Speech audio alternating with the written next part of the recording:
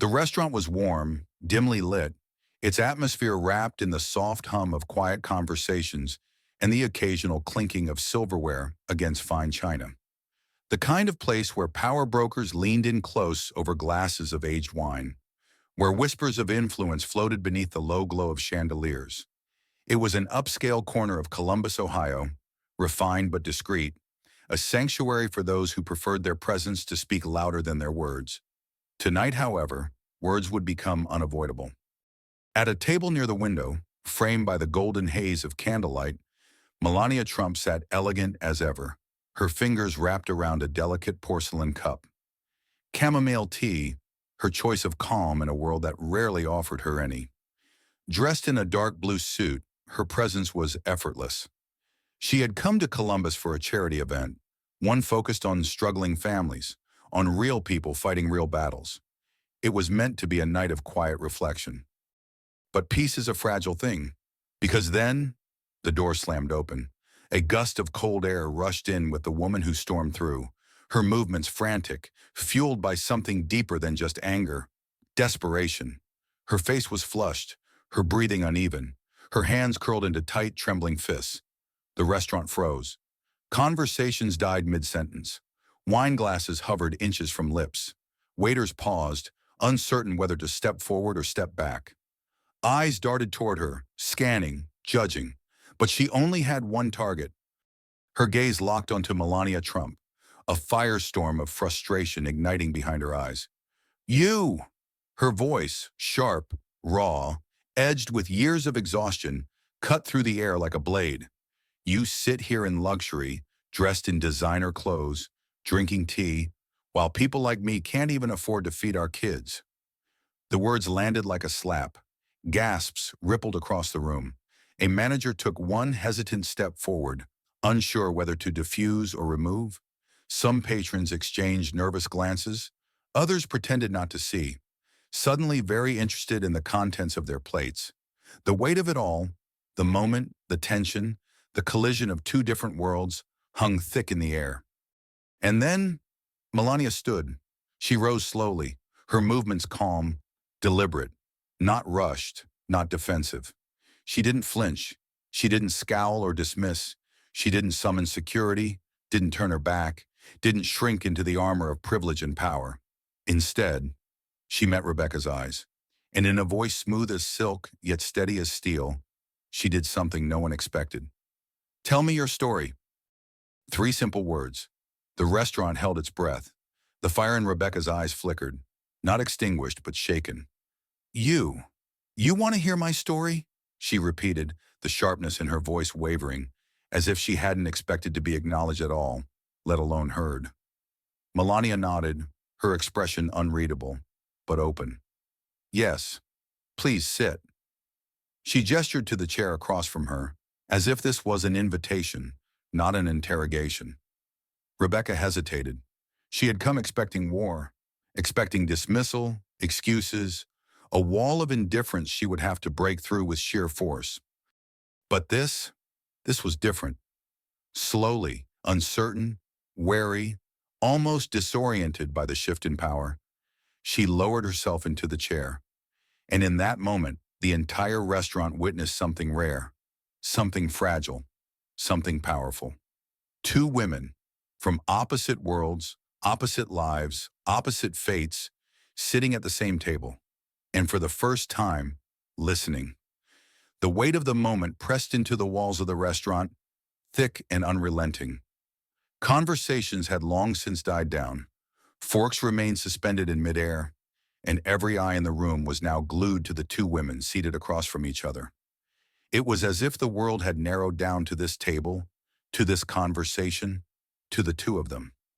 Rebecca's breath was still uneven, her hands gripping the table as though it was the only thing anchoring her in place. Her story had spilled out like a dam breaking, unfiltered, raw, unedited. Years of struggle condensed into a few sharp sentences. 15 years of work, gone in an instant. No severance, no warning, nothing. The restaurant was warm, dimly lit, its atmosphere wrapped in the soft hum of quiet conversations and the occasional clinking of silverware against fine china. The kind of place where power brokers leaned in close over glasses of aged wine, where whispers of influence floated beneath the low glow of chandeliers. It was an upscale corner of Columbus, Ohio, refined but discreet, a sanctuary for those who preferred their presence to speak louder than their words.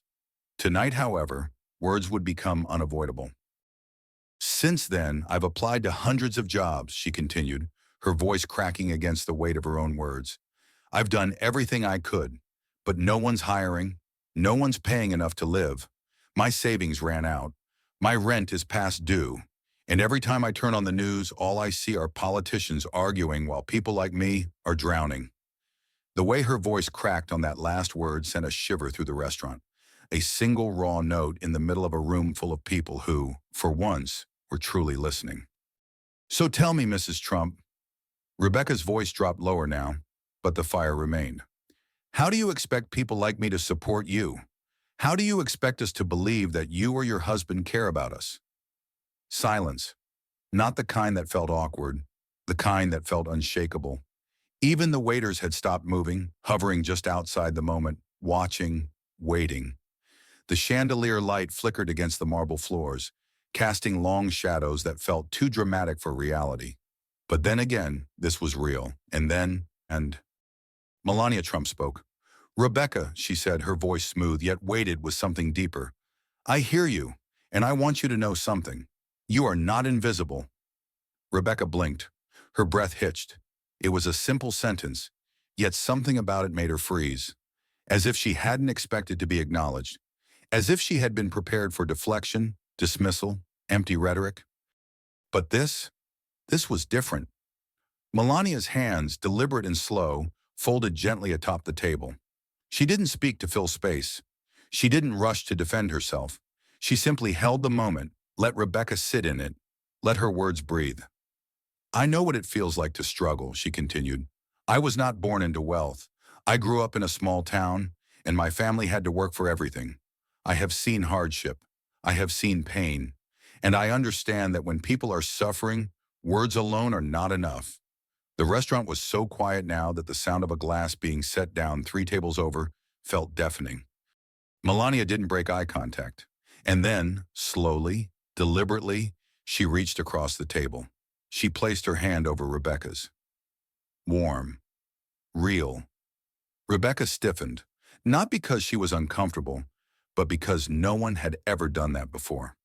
You are angry, Melania said, and you have every right to be. But anger alone will not fix this. We need solutions, and that is what my husband has been working for. The words settled over the room, not like a defense, but like a statement, a challenge. Rebecca didn't pull away. She didn't argue. She didn't fire back. Because in that moment, for the first time in a long time, she felt something unfamiliar. The room, once tense with confrontation, now pulsed with something entirely different. Energy, momentum, a shared purpose. The slow crescendo of applause wasn't forced, nor was it performative. It was real. It was the kind of sound that came not from obligation, but from understanding. People who had been sitting stiffly in their chairs, watching with guarded expressions, now found themselves nodding, their hands coming together in slow, thoughtful claps. First the man at the bar, then a group of women at the corner table, their eyes shimmering with something close to belief. And then, all at once, the entire room stood. They weren't just clapping. They were standing for something. Even the waitstaff, who had remained frozen for most of the encounter, exchanged looks before one of them, a young man in a pressed white shirt, took the lead and started clapping too. Rebecca, still standing at the center of it all, turned to the crowd, her chest rising and falling with the weight of the moment. Her eyes flickered to the people around her, taking it all in. The faces, the unexpected unity, the way something larger than herself had taken shape right before her. Then she did something no one expected. She lifted her chin, voice steady, carrying across the room like she had been waiting to say these words her entire life. Then let's support them, she said, her voice no longer shaking, but strong, unwavering. Let's fight for our jobs, for our future. Because sitting here blaming people won't fix anything. We have to act. It was a declaration, a rallying cry. And it worked. The applause swelled, not just in volume, but in intensity. People weren't just clapping anymore. They were cheering. They were agreeing. Somewhere in the back of the room, a businessman in a sharp navy suit muttered, "She's right." A woman, likely a mother, wiped at her eyes. Even those who had come in skeptical, who had listened with their arms folded, waiting for some political platitude, felt the undeniable truth behind what had just happened. Melania Trump had done the impossible. She had turned anger into action. She had turned opposition into support. And she had done it without shouting, without attacking, without diminishing anyone's pain. She had simply listened. Rebecca, still standing at the exit, turned back one last time, her breath unsteady, but her conviction unshaken. "Mrs. Trump," she said, her voice quieter now, almost personal. Melania met her gaze, offering nothing but sincerity in return. "I came here to fight you, but instead," she paused. Then, "You gave me hope." The words hung in the air, filling every empty space in the room. Melania inclined her head ever so slightly, a silent acknowledgement, a quiet promise. Rebecca turned and walked out the door, but something about the night had changed, not just for her, for everyone who had been in that room.